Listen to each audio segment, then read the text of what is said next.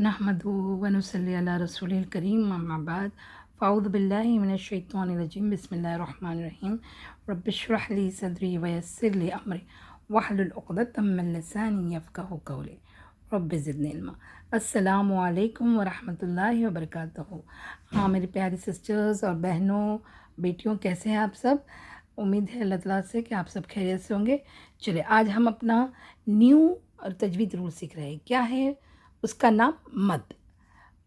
क्या है? मद। ठीक है। अब मद के आपको पता है इतने 8 बाब हैं। ठीक है, मद के कितने हैं? 8 बाब हैं। तो इंशाअल्लाह बाब यानी 8 किस्म के मद आते हैं। 8 किस्म से मद यानी खींचा। मद का मतलब है खींचना। ठीक है, तो मद का क्या मानी है? देखिए, मद का मानी है खींचना या लंबा करना। ठीक है, तो 8 बाब है, उसमें से हम पहला बाब लेंगे इंशाअल्लाह आज। तो तजवीद की इस्तिलाह में यानी तजवीद में हर्फ की आवाज़ लंबी करने को मद कहते हैं। जिसे हम हिंदी में कहते हैं ना कि आ, एक होता है आ, ई, उ।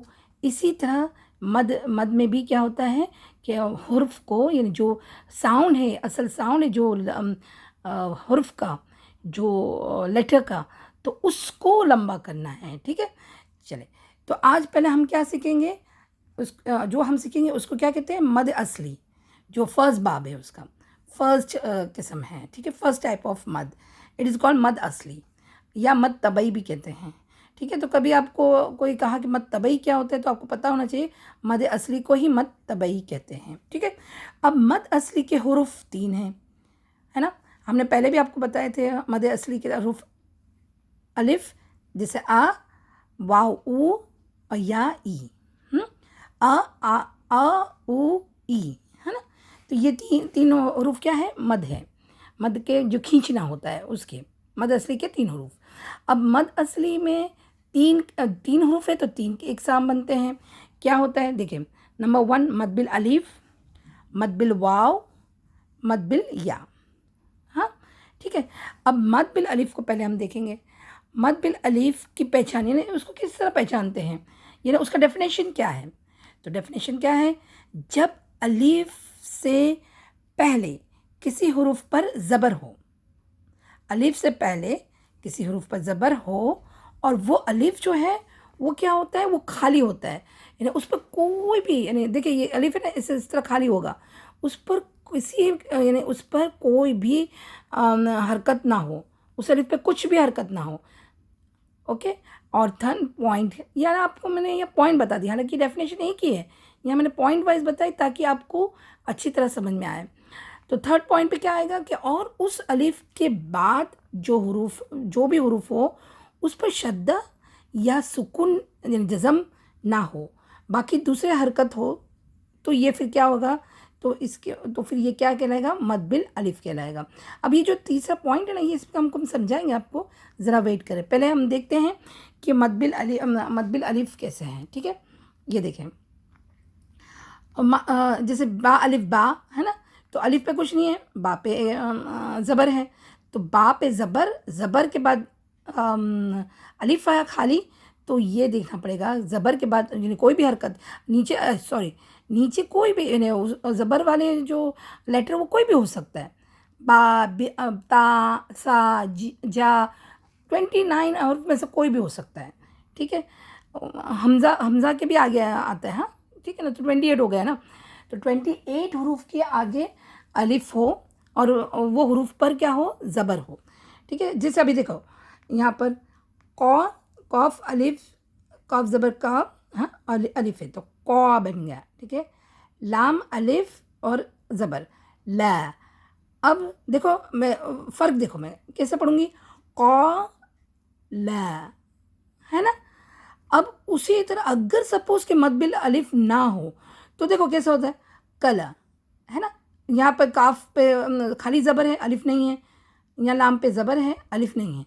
यह आपको डिफ्रेंशिएट करने के लिए आपको बता रही हूँ कि मद बिल अलिफ किस तरह लंबा होता है और क्या डिफरेंट है ना? तो क्योंकि हम ना क्या करते हैं कि कभी अभी जैसे अभी कानून नहीं पता हो तो हम जल्दी से गुजर जाते हैं, एक ही काउंट पढ़ लेते हैं, तो वो हमारा रॉन्ग हो जाएगा। ابھی دیکھو میں قال، ہاں قا، دو حرکت ہے. یہاں کیا ہوتا ہے کہ جب بھی یعنی یہ جو اس کی حرکت جو ہوتی ہے نا تو وہ کیا ہوتی ہے، دو حرکت کے برابر ہوتی ہے. میں ابھی اس پہ ابھی آتی ہوں. پہلے یہ سمجھ لیں کہ قال ل دو حرکت، قل ایک ایک ہی حرکت ہے نا، تو فرق ہے نا. تو اسی طرح مد آنے سے فرق پڑتا ہے، کھینچنے کا ہوتا ہے دو کاؤنٹ تک، دو حرکت تک یا دو کاؤنٹ تک. ٹھیک ہے. اب میں وہ تم کو آپ کو وہ پوائنٹ تھا نا کہ جب مد بالالف کے بعد جزم یا پھر شدہ، یہ پوائنٹ نوٹ کیا جائے، شدہ آتا ہے تو الف ڈراپ ہو جاتا ہے. تو یہ آپ کو بہت ساری مثالیں آئیں گی. پہلے ہم ایک ہی مثال آپ کو بتاتے ہیں. جیسے ابھی دیکھیں یہ سورہ بقرہ آیت نمبر 286 میں آتا ہے، میم الف زبر ماں ہے، کاف پہ کیا ہے، جزم ہے. ہاں تو اور تصبت. ابھی میں ماں دو حرکت نہیں پڑھوں گی، ماں تصبت تو رانگ ہو جائے گا. ماں ہے، میم ہے، زبر ہے اور مد بالالف ہے. تو بھی یہاں میں ایک ہی حرکت کروں گی. میں کیسے پڑھوں گی، مکتسبت. یہاں یہ الف کیا ہو جائے گا، یہ جو الف ہے نا یہ ڈراپ ہو جائے گا. سمجھ میں آیا؟ اسی لیے کہا گیا ہے کہ اس لیے وہ پوائنٹ تھا کہ مد بالالف کے بعد جزم یا شدہ کا بھی ہم آپ کو ایگزامپل بعد میں بتائیں گے انشاءاللہ. ابھی جزم ہو تو پھر وہ مد بالالف ہے تو صحیح لیکن پڑھا نہیں جائے گا، وہ کھینچا نہیں جائے گا. ٹھیک ہے. تو اس کو یہ مد بالالف کو دو حرکت لمبا کر کے پڑھنا ہوتا ہے. اور یہاں پر اور ایک بات آپ یاد رکھنا، کیونکہ جب میں نے کوئی نیو اسٹوڈنٹ کو ہم دیکھتے ہیں نا تو وہ کیا کرتے ہیں معلوم ہے، کس طرح پڑھتے ہیں، یعنی وہ سمجھتے کہ یہ الف الگ ہے.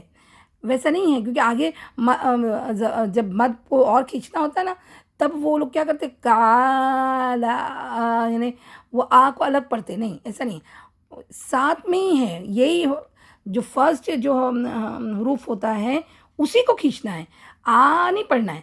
کالا ایسا نہیں ہے، کیونکہ آگے مد آئے گا نا تب آپ کو ابھی سمجھ لینا ہے، یہ حروف کو ہی کھینچنا ہوتا ہے.